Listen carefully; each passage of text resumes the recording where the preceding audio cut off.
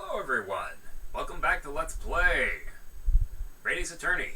This is V-Diffuser. Our last episode, we met up with Herlock Sholmes again, and had a very tough time trying to get our deductive juices flowing. And we met with a poor man's Shakespeare. It seems he's unaware of what's happened to Mr. Natsume, so he can't really help us. The Sozaki-san and that man as lodgers. The Garradev household is certainly full of eccentricity. Anyway, I'll go and find a carriage. Yes, I'm sure Mr. Natsume is eagerly awaiting our return. Let's hope we can get to the prison before visiting hours are over. And let's hope my soundbar decides to... Good. Keep up.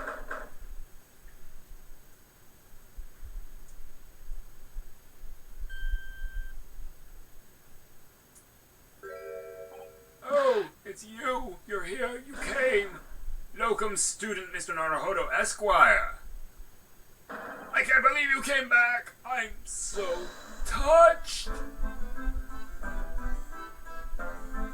I'm going to lift off in about T-minus 10 seconds. We are sorry to have kept you waiting, Mr. Natsume. Oh no, think nothing of it. Relax. If I were a cat, I would purr with pleasure at the company of such fine compatriots. Noble, nurturing, ever failing. Nibodies! Okay, that time it's not a slur. Oh, now, let's not get carried away. Oh, I quite agree. There is nothing more reassuring than the familiarity of one's native land. On the other hand, it is through friendship transcending international borders that one truly appreciates the fact. Such is my belief, at least. Oh, it's you! The miserable, rotten spy! Herlock Sholmes!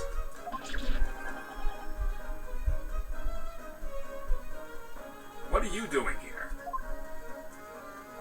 I have no intention of doing anything per se. Save observing, of course. What do you mean, Mr. Sholmes? Well, having encountered some curious reading material in that gloomful room, and having unmasked the secret identity of that eccentric pair, I decided I should drop in on my way home, to see how our divested friend is faring. Gloomful room? At least your accommodation here offers a window, my dear fellow. In that sense, it is a superior option. Anyway, I must commend you on your taste in books. My day has been a delight, and cost me not a penny. Ah! You! How dare you! Herlock Sholmes!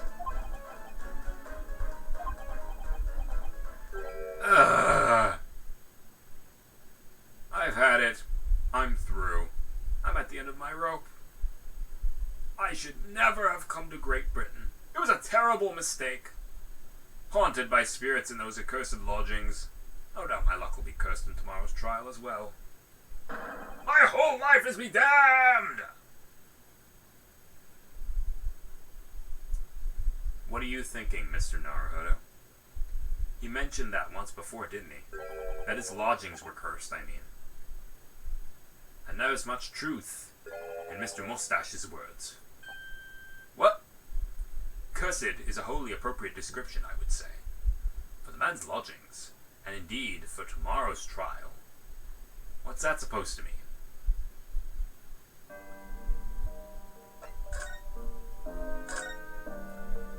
Mr. Natsume, what did you mean by what you said just now, about the trial tomorrow being cursed?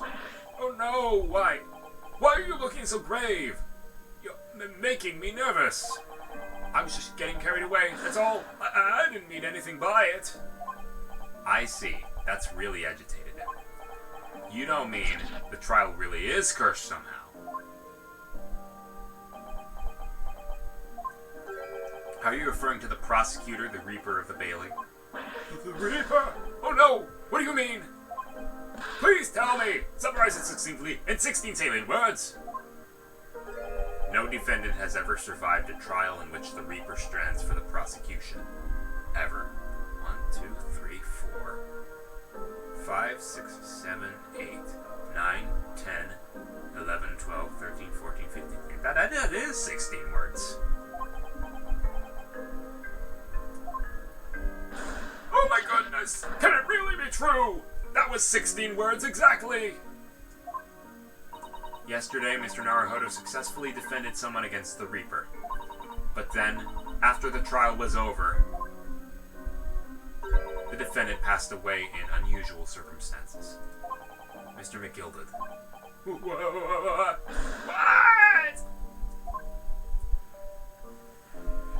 Ah, I'm impressed, Miss Susato. You have an eye for detail. Actually, the Lord Chief Justice told us. Mr. Sholmes, surely it can't be that, having failed to have the accused convicted, Lord Van Zieks killed the man himself. Oh no, he couldn't have, surely. You have some wonderful notions. Sorry? The man isn't a mass murderer. He's a court prosecutor, my dear fellow. Oh yes, well, of course he is. Ah! Of course he is. Then why are you trying to scare me? It could be said, however, that the real truth about the man is even more terrifying than your hypothesis. What? What on earth do you mean by that?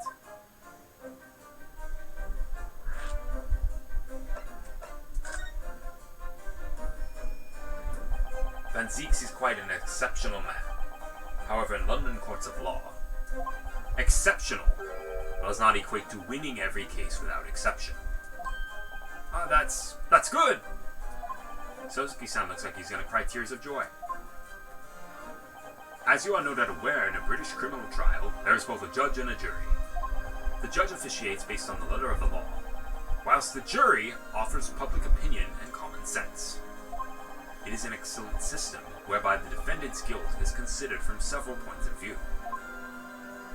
However, public opinion in particular is somewhat easily manipulated. Right. Criminals, and corrupt lawyers for that matter, can use it to their advantage. By any means at their disposal, contriving evidence, calling imposters as witnesses, and so on. By such underhanded means, those who would want to are able to sway the jury. Hang on one moment. Okay, sorry about that. Which means that even in the light of irrefutable evidence, the prosecution can fail. But it means the wrong verdict can be passed. And sadly is from time to time, my dear madam. It is simply the reality of the situation. And that's alright. However, those indicted by Lord Van Zieks cannot escape justice. Their fate is sealed. Oh my. But the adjudication may see them leave the courtroom with their freedom. Within months, they all disappear. It is most striking. Disappear? But how? Ah, by all manner of misfortune, sir. Perhaps they are trampled under a passing carriage. Perhaps they fall into the Thames and drown. Perhaps they are suddenly overcome by a raging fever, or perhaps attacked by highwaymen. Oh no, no, no, no, no, no, no, no, no, no, no, no, no!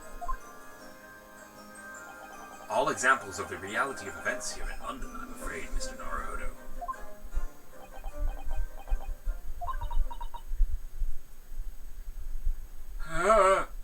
I knew it. I'm... done for. Doomed!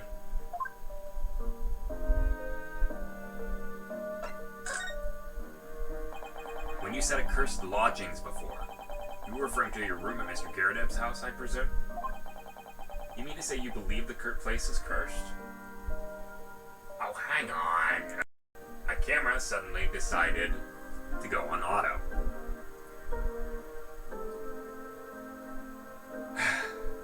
The price of not using a capture card.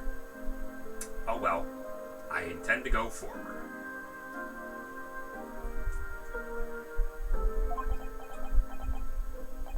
It's been a year now since I came to Great Britain, but I had only been in London a week before I started to notice strange feelings in myself. That didn't take long then. Everywhere I looked, there were foreign faces staring at me, laughing behind my back. I was sure people were talking about me. I started to become very nervous about going outside. They were always staring at me, all the time, from dawn to dusk. So I shut myself away in my room, but even that didn't help. The fear wouldn't go away. You must have been very lonely, having been away from your homeland for such a long time. I had to move a couple times. Most recently to the room on Briar Road a week ago now. Why did you choose there? It seems a little inconvenient. The rent is cheap. I have so little money, it appealed to me straight away. Of course, I asked why it was so affordable. The landlord just simpered and said, "The room is cursed." Oops. He quickly tried to cover his mistake, but it was too late. So I told him, "If you have something to say, then say it. And if not, don't mention it in the first place." Well said. But it was true. It was all to the true. You mean, the room really is cursed then? Ever since I moved into that windowless hellhole. My sleep has been plagued with nightmares. I awake feeling as though I'm being choked to death. In my waking hours, people are stabbed in front of me as I walk down the street. I'm branded a killer, thrown in prison. Nobody wants to know me.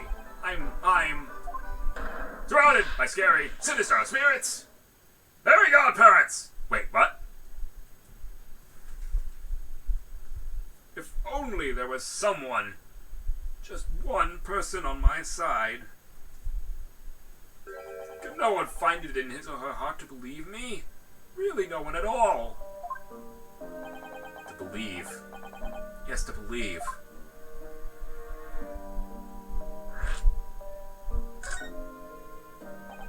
Mr. Sholmes.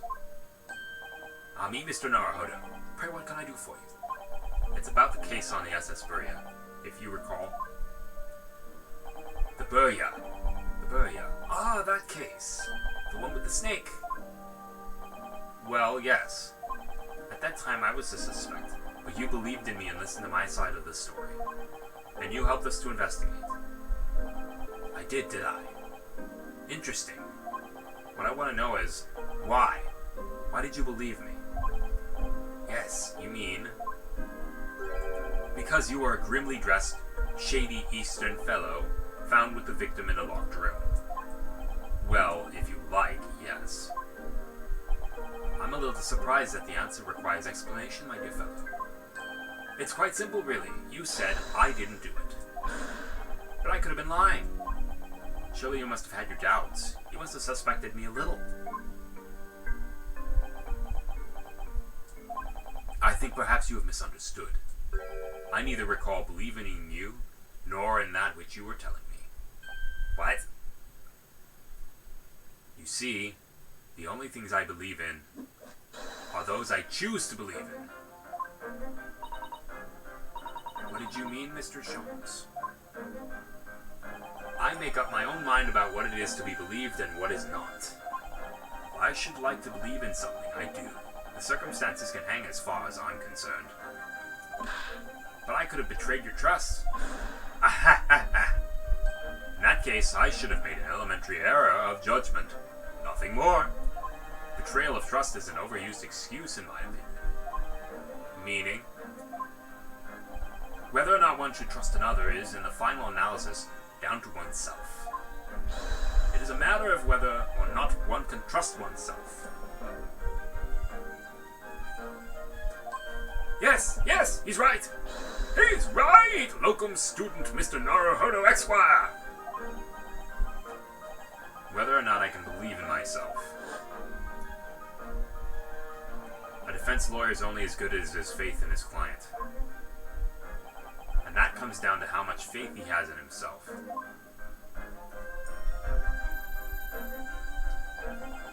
You were so right, Kazuma.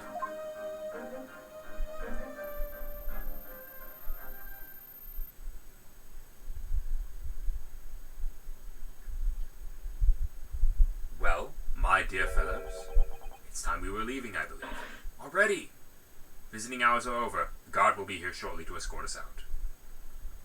There is a restaurant near here that serves excellent trout. Would you like to join me? Trout's good. Oh dear. There's never enough time, is there?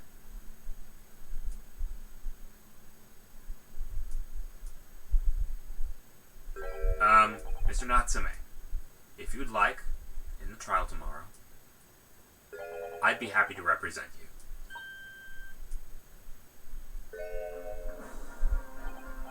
Local student Mr. Naruhodo Esquire. As I said, I only experienced a British courtroom for the first time yesterday. And although the man I was representing was found not guilty, I lost sight of something crucial. Something crucial? What to believe in. The defendant, justice, or the truth. How to believe even. But, I think I finally worked it out. I've decided I must believe in myself above all else. To trust my instincts. Yes, Mr. Naruhodo. And my instincts are telling me that you, Mr. Natsume, are innocent of this crime. And it's imperative that we prove that in court. Welcome, student Mr. Naruhodo Esquire. I'll fight for your innocence until the bitter end, with every weapon available to me. I hope you'll permit me to represent you tomorrow. As I said when we first met, I'd like to entrust my fate to someone who will listen to me, in my native tongue. Of course, Mr. Natsume. It would be fair to say, Mr. Naruhodo, that your mind was in many ways made up from the outset. You merely needed the events of today to fully realize it. Yes, I think you're right about that. It's been a roundabout journey, but I got there in the end. Hey! Miss Susato. Yes. Would you be willing to stand by my side tomorrow and help me in court? Absolutely. As I said this morning, you may consider me your personal judicial assistant.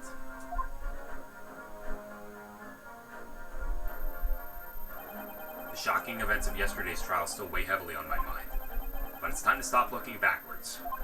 Kazuma believed in me, and Mr. Sholmes believed me in now too. So it's time that I learned to believe in myself. Sosuke-san has no one. He's all alone. So it's my job to help him to fight his corner. Tomorrow in the courtroom with all the strength I can muster. And that was all the investigation. I have 3 parts of trial now. This might be a 7-video trial.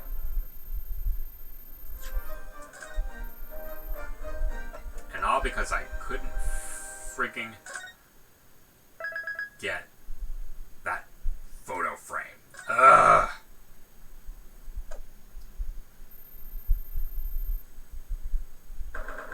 20th February. The Old Bailey. Right, time to rock and roll. Who'd have thought he would be back here again so soon? We're on a study tour of Great Britain with the intention of learning the country's legal practices. In order to research the latest court procedures here, we need as much court experience as possible. Well, yes, I suppose that's true, but for the person in the dock, it may well be as her only time in court. It could be life-changing. In which case, treating it as research may seem a little crass. Oh, when you put it like that, you're quite right. Good morning! Mr. Natsume, good morning. Oh dear, are you alright? Your eyes are terribly bloodshot. The early bird catches the worm, as they say here in Britain. I've heard that expression. But I really don't want to catch a worm. So I tried desperately not to wake up early! But I was so worried I couldn't catch a wink! And now I'm absolutely exhausted as a result. Do all literary people take things so literally? for putting your faith in us today, Mr. Natsume. I wish I had 9 lives. My whole future hangs in the balance. I'm too terrified to tremble. You're doing it right now. I can't do this. I can't take it. Although, locum student Mr. Naruhodo Esquire, yes, I caught a glimpse of the public gallery as I walked by the courtroom. It looked like the opening night of the opera. There were so many people. I had no idea my case was such a notorious affair here in London. Neither did I. You know why that might be, Mrs. Uzato? I'm sorry, Mr. Naruhodo, but I have no idea. So that all-knowing look on your face is not just coincidence. No, it is just coincidence, then, isn't it? Don't hide the truth from me! It's because of the Reaper, isn't it? Lord Van Zieks. Is that right, Miss Susato? I purchased as many different newspapers as I could find this morning, and yes, Lord Van Zieks is on the front page of every one. I knew it! Sometime after the prosecutor was dubbed the Reaper of the Bailey, he stopped appearing in court, it seems. It's been several years in now, in fact. Until the day before yesterday. Inspector Gregson told us something similar, didn't he?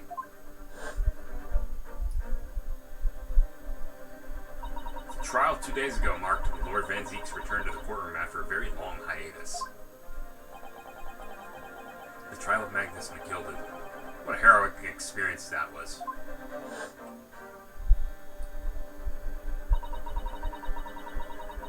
I believe that appearance today made even the greater waves here in the capital than today's.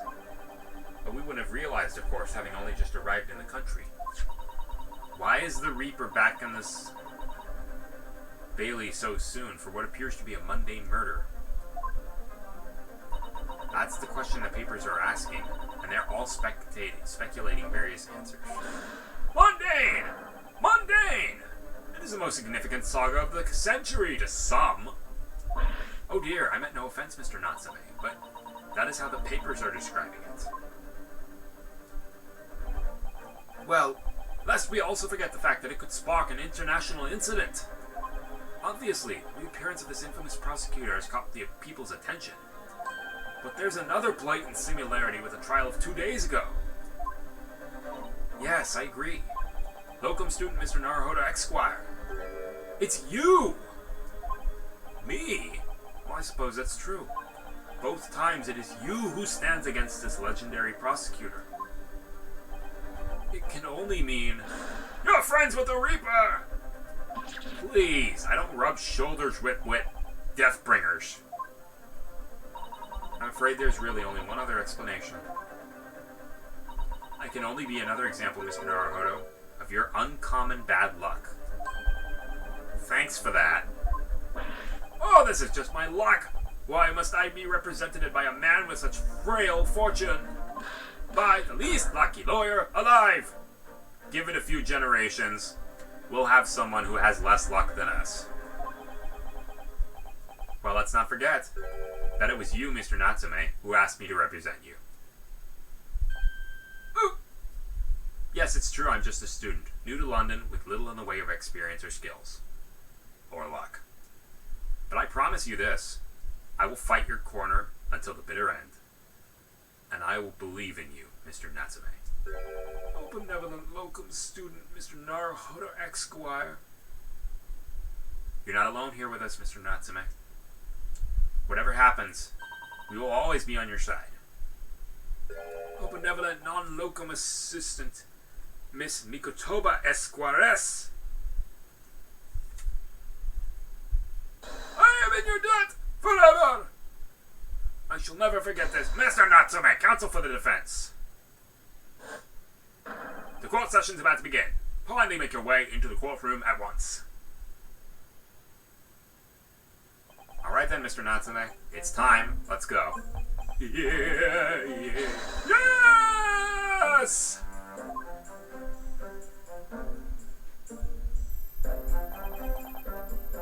This is it. My second appearance in a British courtroom. and my second trial against the Reaper.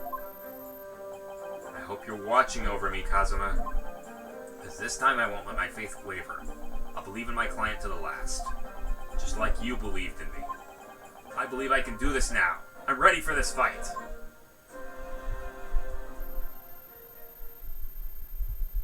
Rock and roll time!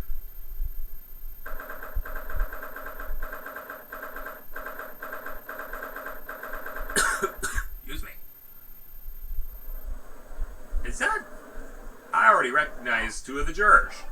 In the name of Her Majesty the Queen, I hereby declare this court to be in session. I now call upon the counsels for the prosecution and the defense to declare their willingness to proceed. The prosecution is fully prepared, my lord. The defense is ready, my lord. The Nipponese are a truly fascinating breed. Sorry, what? Lord Strongheart has told me all about you. That you are a student who arrived in London but 2 days ago. A mere amateur. Do you have a point? Being a compatriot, you feel compelled to try to help the accused, I suppose. Typical Nipponese arrogance. Dude, what is your problem? Forgive me, but I do not believe arrogance is an appropriate description. Susato-san. After all, at our previous encounter, the defendant was found to be innocent. Please, let's not talk about that. Very true, and a most fascinating, if dark, trial it was, too. The tragic conclusion came later, of course. Here's to the acquitted, and his unfortunate violent end.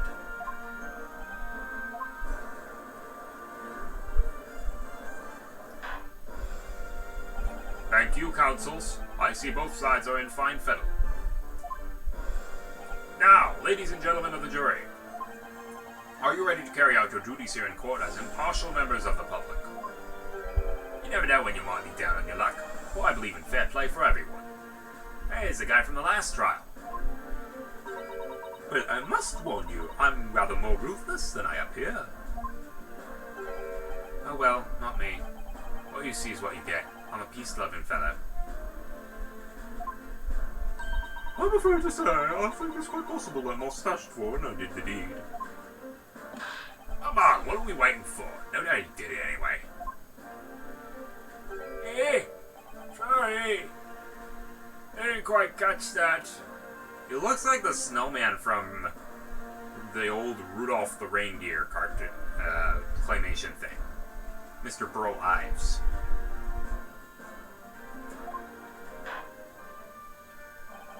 Very well, let us proceed. Your opening statement, if you please, Lord Van Zieks.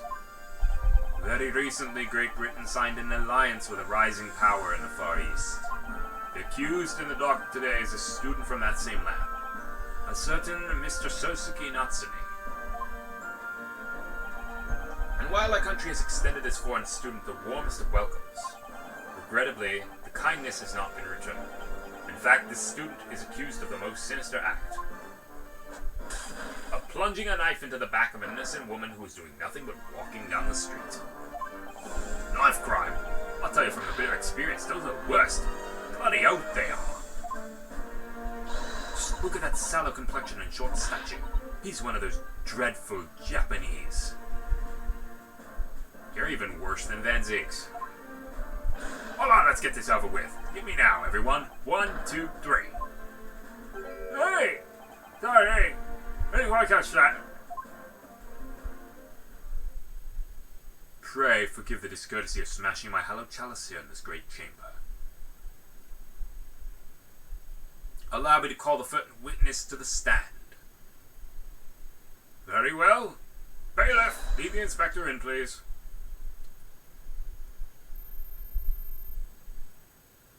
Fish and chips and all. Your name and occupation, please. Yes, sir. Harris Gregson, Detective Inspector at Scotland Yard. Would you please summarize the events of the case for the court, Inspector?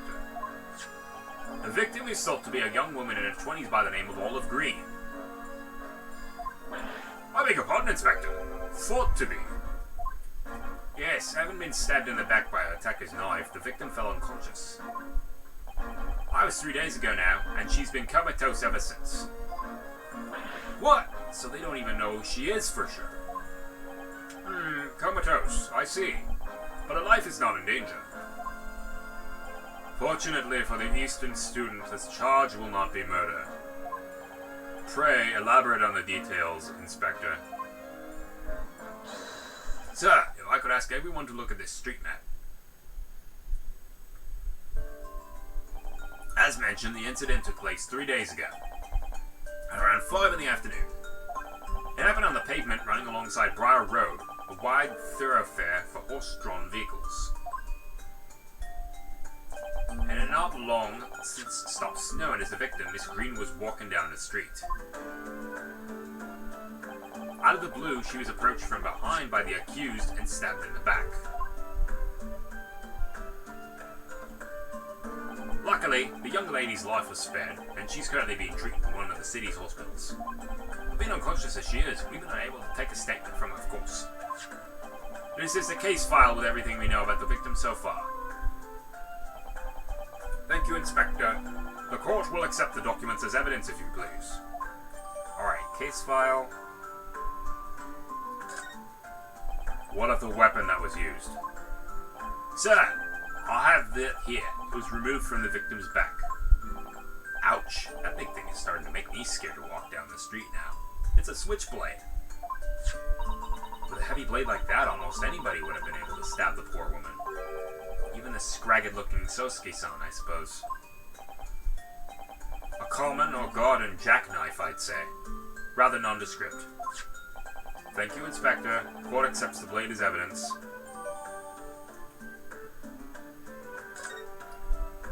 Now then, what do we know of the motive? Money or valuables, I presume. From what we can tell by looking at the woman's possessions, it seemed like she's a poor student herself. How do you imagine she would have anything much worth pinching, my lord? I see. Well, in that case, are we looking at some deep-seated resentment toward the victim? I'm afraid I couldn't say. Apart from visiting second-hand bookshops, the defendant, Mr. Natsume, doesn't appear to get out much. At this moment in time, we haven't been able to establish any sort of connection between him and the victim. Yes.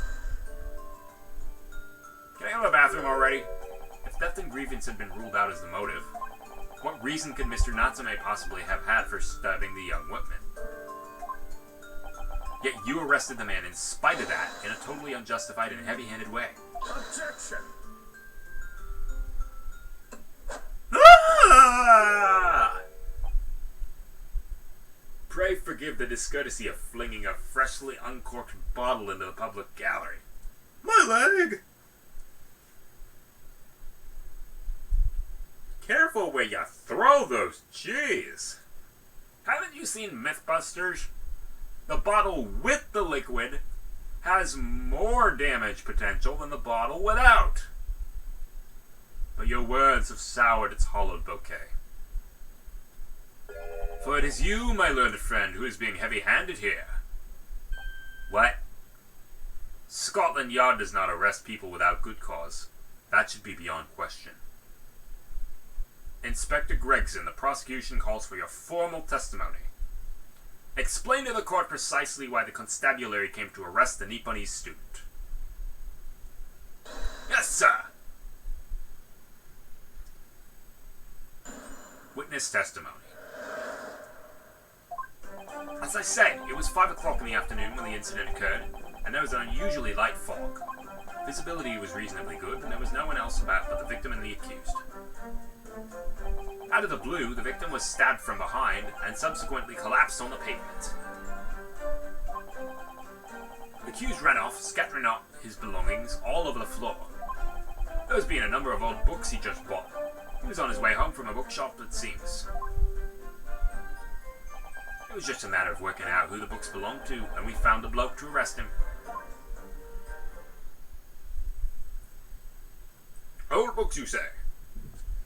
Yes, my lord. I have a photograph here of the scene of the crime, taken immediately after the incident. Yes, I can clearly see the books to which you are referring. I will take that photographic print as evidence, please, Inspector. Alrighty. Your Nepalese are a spineless breed, too cowardly to admit defeat, denying everything despite overwhelming evidence to the contrary. Well, forgive me, Lord Van Zeeks, but the defendant is not denying everything, as you put it. What are you doing, Mr. Zato? Do go on. Mr. Natsume has admitted to playing some part in the incident. Isn't that right, Mr. Naruhodo? Well, now you mention it. When we visited him in the prison yesterday, he told us what happened. As I was walking along that accursed pavement, I could make out the sole silhouette of another ahead of me. A woman wearing a green overcoat she was. And as I went to overtake her, she suddenly let out a little scream and collapsed under the cold hard stabs of stone at my feet. I was terrified. I had to get away from there. So I ran as fast as my legs would carry me to my accursed lodgings. Here, green overcoat. Well, that's exactly what the woman in that print is wearing. Oh my, a photographic print in full color. What will the world come up with next? The defendant has done nothing more than admit he fled the scene of a terrifying incident. That does not mean he's guilty of the heinous crime of stabbing the woman in the back. There was nobody else there at the time, just the two of them, the victim and the accused. In other words, there is nobody else who could possibly have stabbed the woman. A fact the accused concedes. Seems this cross-examination could prove to be pivotal, counsel. Proceed, please. Yes, my lord. Nothing for it. Have to use this cross-examination to turn the tables here. It's our only chance.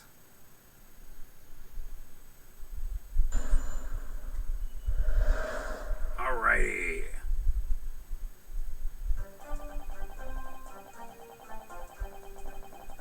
Like fog.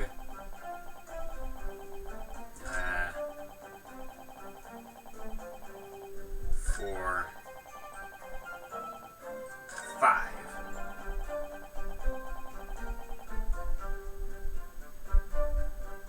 Hold it! The defendant apparently visits a second-hand bookshop on a daily basis. Yes, so I understand. A shop full of old English literature. I commend the accused on the lofty subject matter of his scholarly attention. The bloke's room was stacked floor to ceiling with those musty old books. Can you tell us more about the bookshop in question, please, Inspector? Well, if I must, I have to ask you to look at the street map again, I'm afraid. The closest second-hand bookshop to the accused lodgings is this place here, Bourbon Books. That's not right.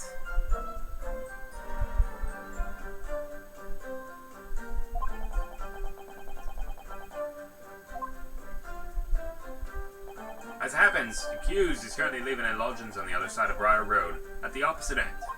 Which means it doesn't take a genius to work out the route he would have taken home. Something like this. No, that's not what happened. Yes, I concur with your conclusion, Inspector.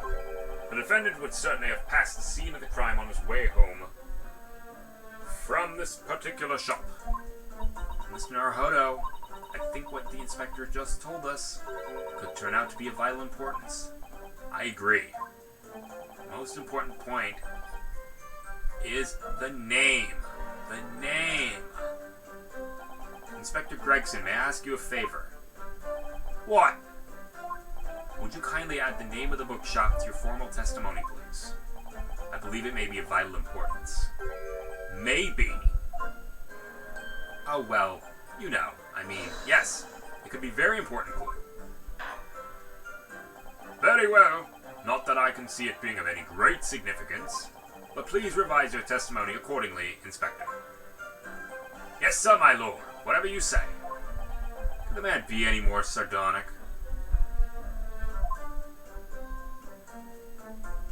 He was on his way home from Bourbon Books.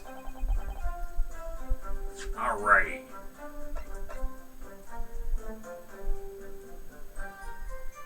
The second-hand book receipt.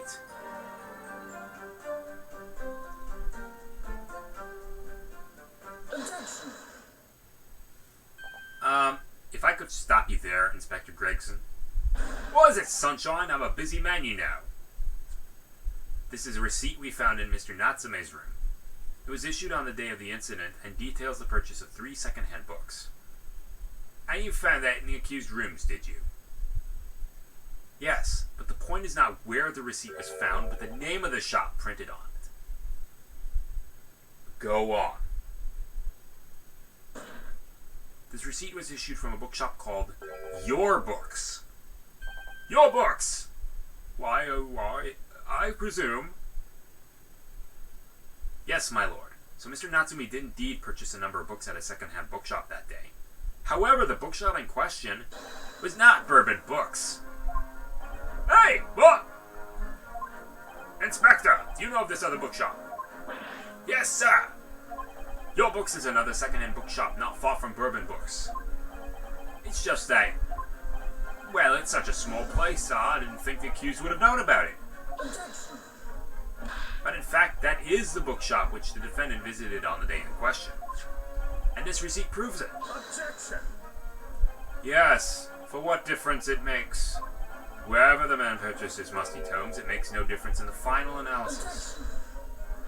Objection. I disagree. I mean, after all, I have the street map here if that might be of help. Yes, thank you. Have a look at this, please. If the defendant had been returning from Bourbon Books, then yes, he almost certainly would have passed the place where Miss Green was attacked. However, if we take into account the fact that he was actually at another bookshop, Your Books, it may very well turn out that he wouldn't have passed that location at all. Could that be true? My. It rather depends on where this other bookshop is, but I do declare it may be a possibility. Is that right, Mr. Lawyer, sir? What you just said? Absolutely. It absolutely could be right.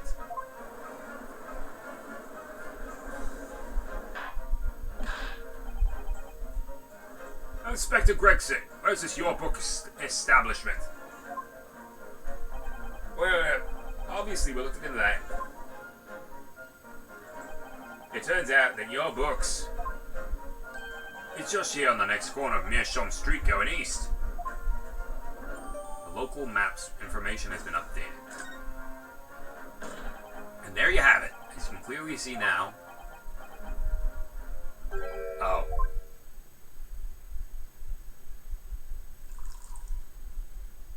My learned Nipponese friend is obviously in training to be a clown, the way he regales us with such witticisms.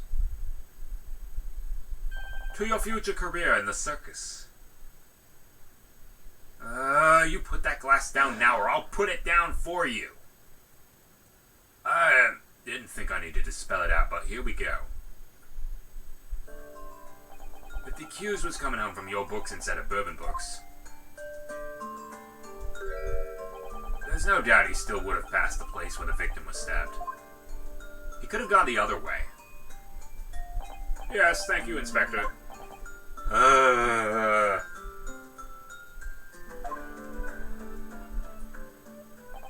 Allow me to reiterate for my learned, if somewhat slow Nipponese friend.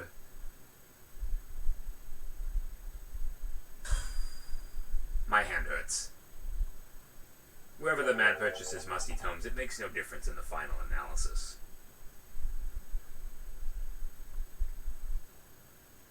Ah! Ow!